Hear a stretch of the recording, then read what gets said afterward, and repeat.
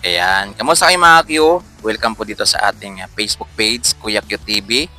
Ayan. So hulaan nyo mga Q kung nasaan po ako ngayon magro-road trip. Bibigyan ko kayo ng mga 10 seconds.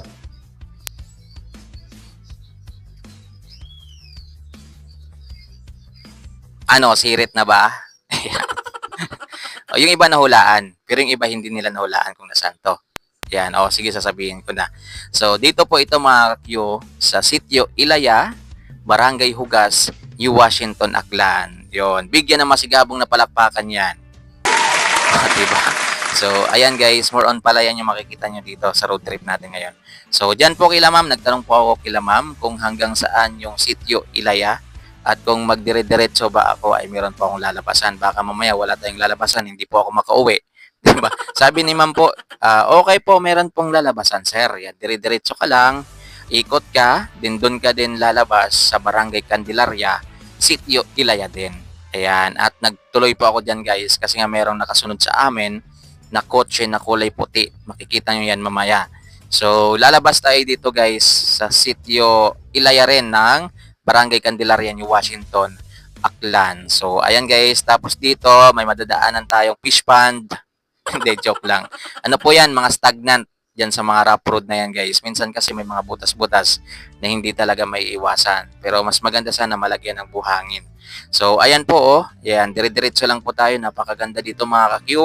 Napakalamig po ng lugar na to guys. Dahil kita nyo naman, more on palayan po siya. 'Di ba? At ayun po yung kotse kanina na nakasunod sa atin. Ayan. Tapos dito mga ka-Q, meron kayong makikita ng mga taniman ng sitaw. Ayan oh. Sitaw po yan ha, hindi po yan gate. Baka isipin yung gate po yan. Sitaw po yung mga tinatanim nila. Yan, nilalagyan nila ng screen para doon nakakapit yung mga sitaw guys para umakyat dyan sa taas para mamunga. Yan, at doon sa naman sa kabila, mayroong mga okra. Yan, alam mo yung okra, yung parang madulas. Okra po yung tawag doon. Tapos dito naman, oh, kita nyo yung parang malago na yan. More on kamatis. Yan, mayroong sili haba. Yan, black pepper, yung tinatanim nila dyan. Grabe, napakasipag po ng mga tao dito guys. Wala silang pinapalagpas na opportunity. Yan, opportunity. Opportunity, wala silang pinapalagpas. Ayan, merong papaya, saging, kahit ano po, importante po may makain at makalibre. O, di ba? Dahil tayo dito po sa medyo tulad dito sa amin sa Barangay Tambak na wala kaming pagtataniman dito guys. Kaya lahat talaga binibili. Yan, lahat dito binibili. Yan, kasi hindi ka naman pwedeng magtanim eh, di ba? Kasi magtanim nga ay di biro, di ba? Hindi, wala kang pagtaniman kasi dito sa lugar namin na to guys. Dito sa Barangay Tambak, ano lang yung pwede mong itanim dito, talisay. Yan nga. Kasi malapit po kasi kami sa ano, sa baybayin, di ba? So dito po, kita nyo naman, yan, kahit ano po tinatanim po nila dito, papaya, saging. Tapos dyan, huminto po ako kila ma'am. Yan, shout out po kila ma'am at sa mga bata po. Yan, napakwit naman ng mga bata. Yan, nagtanong din ako kay ma'am kung sitio Ilaya pa rin ba itong niro-road trip natin. Sabi ni ma'am, sitio Ilaya pa rin, paikot po siya. Yan, yun nga yung labas natin ay Barangay Candelaria na sitio Ilaya pa rin. Diba? So ayan, nagtuloy tayo. Yan, tuloy-tuloy ang road trip natin. Yan. So dito guys, mapapansin po ninyo yung rough road sa mga gilid, medyo makapal na po yung yung mga damo, di ba? So siguro mas maganda 'yan kapag nag-grass cutter, di ba? Parang malinis talaga siya tingnan. So ayun, dire-diretso lang tayo guys. Grabe, napakaganda po. Dahil yung vlog natin na to guys, mga bandang ano natin, mga 4 PM na yata. 4 PM na. Kaya kita nyo naman, hindi masyadong mainit. Ayan, hindi rin po masyadong madilim. Diba? Saktuhan lang po talaga. Tapos, nakakaramdam po ako dito guys ng kakaiba. Yan, kakaiba po kasi napakalamig po talaga dito guys sa sitio Ilaya. Yan. So, trivia nga mga kakyo kung ano pong ano po yung ibig sabihin kaya tinawag po siyang sitio. Ano yan? Ano, ulitin ko. Trivia nga mga kakyo, ano yung sa likod ng salitang sitio Ilaya. Ba't tinawag yan sitio Ilaya? Yan. Yan, kasi wala namang ano dyan, no?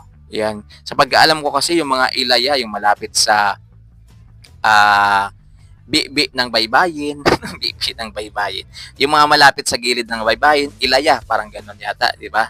So, dito po, tinatawag po nilang sitio Ilaya. So, siguro ito na yung parang, parang gilid na ng barangay. Parang ganun siguro. Basta, i-comment. Ay, nako. Yan. So, ayan, tuloy-tuloy lang po tayo dyan. Ayan, marami pong nagsilakaran. Marami pong naglalakad. Siguro nanggaling po yan sila doon sa barangay assembly na ginanap sa kanilang barangay. Ayan. At dyan po, nagtanong po kay Sir, Sir, kung anong sityo na ba to? Sabi ni Sir, sityo Ilaya pa rin yan. Diretso ka lang. Yan, lalabas ka doon. Doon nga, ang kulit mo, Dodong. Sabi niya, doon ka lalabas sa barangay Candelaria, sityo Ilaya din. Diretso ka lang. Dito wala talaga tayong madadaan ng dito wala talaga tayong madadaan ng sementado, guys. Puro rough road dito, guys. Yan, shoutout po kay tatay, oh. Yan. Diretso ka lang. Ayan, panay tanong tayo dito. Grabe naman yung tanong tayo dito, guys. Tanong tayo dito. Diretso lang tayo. Ayan. So, enjoy nyo lang yung nakikita nyo sa view, guys. Huwag nyo intindihin yung voice over natin. Walang kakwenta-kwenta yung voice over natin ngayon. So, ayan, oh. Yan, dire-diretso po tayo. Grabe, oh. Napakalawak, no? Grabe, ang ganda. Yan, sarap magpalipad ng saranggola. wala na talaga sa hulog yung mga sinasabi natin. So, basta enjoy nyo lang. Diba? Ang importante po, nakikita po ninyo yung lugar. Yun lang naman. Para at least yung mga hindi halos makakauwi dito, yung mga namimiss yung probinsya, ganito po, kaganda po dito sa probinsya. Diba? Malayong malayo po sa mga syudad. Diba?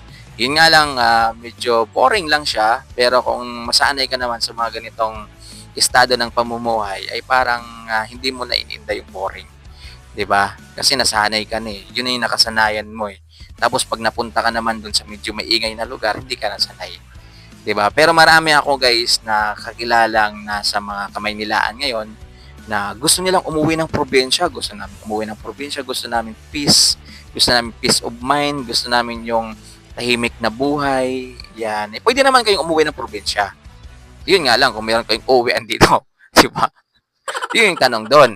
Di ba? Baka puro lang kayo pangarap. Ang gawin ninyo, mag-invest kayo, bumili kayo ng lupa dito. Ayan, para makauwi kayo ng probinsya. Kasi puro kayo, gusto namin umuwi ng probinsya, gusto namin sa probinsya kasi tahimik yung buhay, simple yung buhay. Tapos ayaw nyo namang umuwi. Di ba? Yan, baka hindi kayo masanay pag nandito po kayo.